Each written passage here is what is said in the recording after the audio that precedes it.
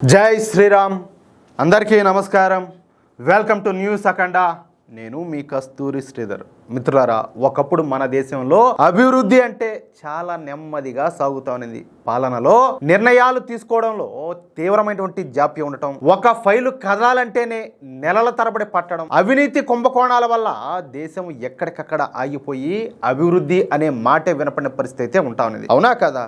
అప్పట్లో కాంగ్రెస్ పార్టీ పాలన ఎలా ఉండేదయ్యా అంటే, గతి తప్పిన రైలులాగా ఎటుపోతుందో తెలియక దిక్కుతోచని స్థితిలో ఉంటా ఉన్నది. ఆ కాలంలో విదేశీ పెట్టుబడులు రావాలన్నా, కొత్త ఫ్యాక్టరీలో పెట్టాలన్నా ఎవరు కూడా ధైర్యం అయితే చేసేవాళ్ళు కాదు.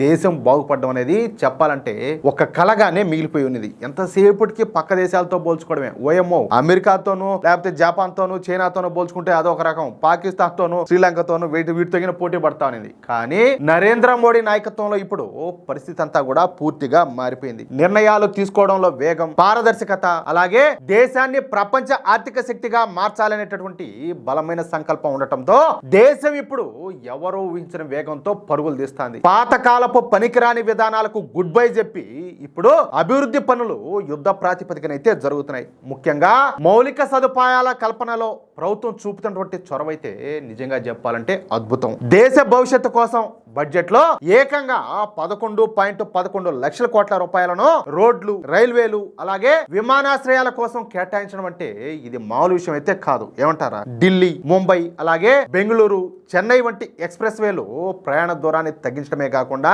వ్యాపార, అలాగే వాణిజ్య రంగాలకు కూడా కొత్త అవకాశాలను తీసుకొచ్చినాయి. అమృత్ భారత్ స్టేషన్ల నిర్మాణం, వందే భారత్ ట్రైన్ల విస్తరణ, సముద్ర తీరాల్లోని రేవుల ఆధునీకరణ ద్వారా రవాణా ఖర్చులను తగ్గించి ఎగుమతులంతా కూడా పెరిగే విధంగా చేశారు. అలాగే పేద మధ్య తరగతి వాళ్ళ కోసం కట్టినటువంటి లక్షలాది ఇళ్లు సిమెంటు, ఇనుము, పెయింట్లు, అలాగే ఇటుకల వంటి ఎన్నో రంగాలకు మంచి ఊపునైతే ఇచ్చినాయి. అంటే నిర్మాణ రంగం. దేశం మొత్తానికి 5G నెట్వర్క్ రావడం, అలాగే గ్రామాలకు సైతం ఇంటర్నెట్ కేబుళ్లు వేయడం ద్వారా డిజిటల్ వస్తువులు కూడా చెప్పాలంటే చాలా వరకు బలపడినాయి. ఈ పనులన్నీ కూడా ఒక క్రమ పద్ధతిలో జరగడం వల్లే మన ఆర్థిక వ్యవస్థకు ఒక గట్టి పునాది అయితే పడింది. మౌలిక సదుపాయాల వల్ల పెరిగినటువంటి ఈ వేగం తయారీ రంగానికి చెప్పాలంటే కొత్త ప్రాణం అయితే పోసింది. మన మోడీ ప్రభుత్వం 14 రకాల పనుల కోసం తెచ్చినటువంటి PLI పథకం తయారీ రంగాన్ని ఒక ఇంజిన్ లాగా మార్చేసింది. విదేశీ వస్తువులపైన ఆధారపడకుండా మన దేశంలోనే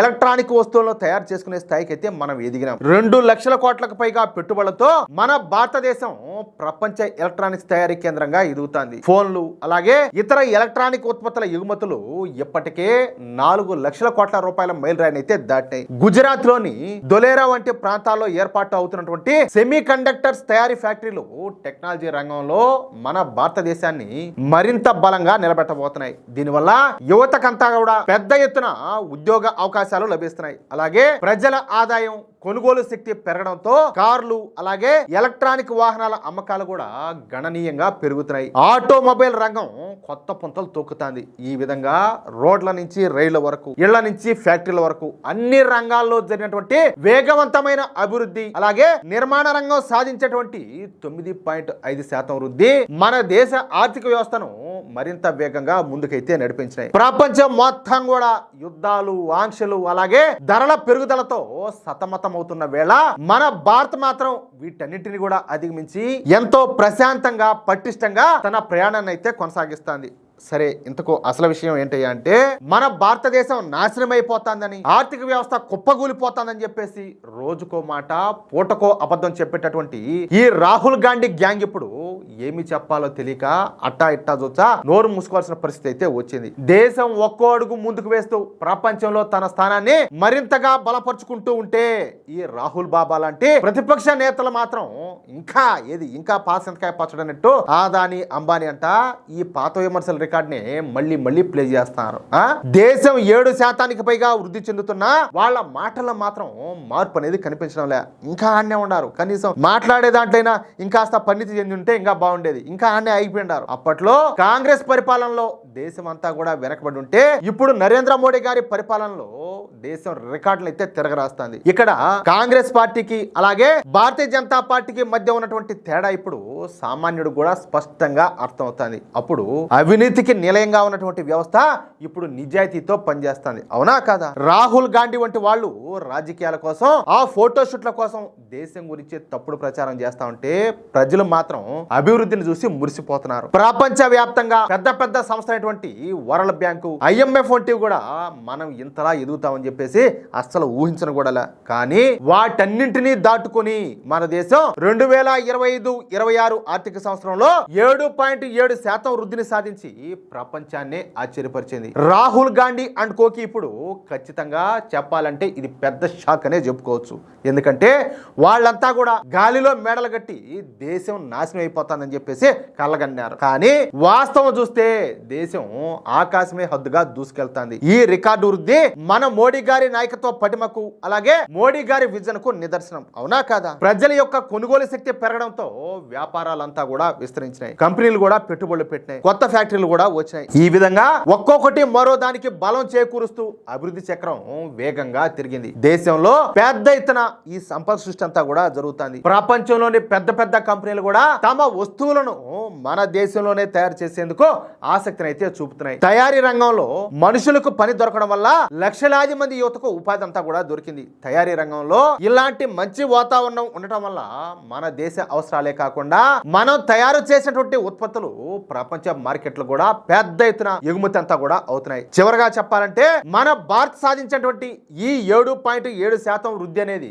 కేవలం ఒక సంఖ్య కాదు, అది దేశం బాగుపడడానికి మొదలైనటువంటి ఒక మహాప్రస్థానం. మోడీ గారి పరిపాలనలో దేశం ఏ స్థాయిలో అభివృద్ధి చెందుతుందో చెప్పడానికి ఇది ఒక పెద్ద సాక్ష్యం. ఈ రాహుల్ గాంధీ లాంటి వాళ్లకు అర్థం కాని విషయం ఏంటయ్యా అంటే, దేశం పైన పడి ఏడుస్తూ ఉంటే అభివృద్ధి అనేది రాదు. దానికి ఒక నిబద్ధత ఉన్నటువంటి నాయకుడు అయితే కావాలా. ఆ నాయకుడు ఇప్పుడు మనకైతే ఉన్నాడు. ఎవరా? మన మోడీ గారు. ఈ అభివృద్ధిని అడ్డుకోవాలని చూసినటువంటి ప్రతి కుట్ర కూడా ఇప్పుడంతా కూడా ఘోరంగా విఫలమైపోతుంది. వీళ్ళు చేసేటటువంటి వేడుపు మొహాల విమర్శలు ఇకపైన చెప్పాలంటే ఏ మూలకు కూడా సరిపోవు. భవిష్యత్తులో మనం మరింత బలంగా అయితే ఖచ్చితంగా తయారవుతాం. ఇక ఈ రాహుల్ గాంధీ అండ్ గ్యాంగ్ ఎంత గోల చేసినా ప్రజలు మాత్రం అభివృద్ధి వైపే ఉన్నారు. మోడీ గారు వేస్తున్న ప్రతి అడుగు దేశాన్ని మరింత ఉన్నత స్థానానికి తీసుకువెళ్లే విధంగా ఉండాలి. త్వరలోనే మనం ప్రపంచ ఆర్థిక వ్యవస్థలో అగ్రస్థానంలో ఉంటామన్న నమ్మకం ఈ దేశాన్ని ప్రేమించే ప్రతి ఒక్కరిలో కూడా బలపడుతుంది. ప్రతిపక్షాల నోరు ముయించే విధంగా మన దేశం తన ప్రయాణాన్ని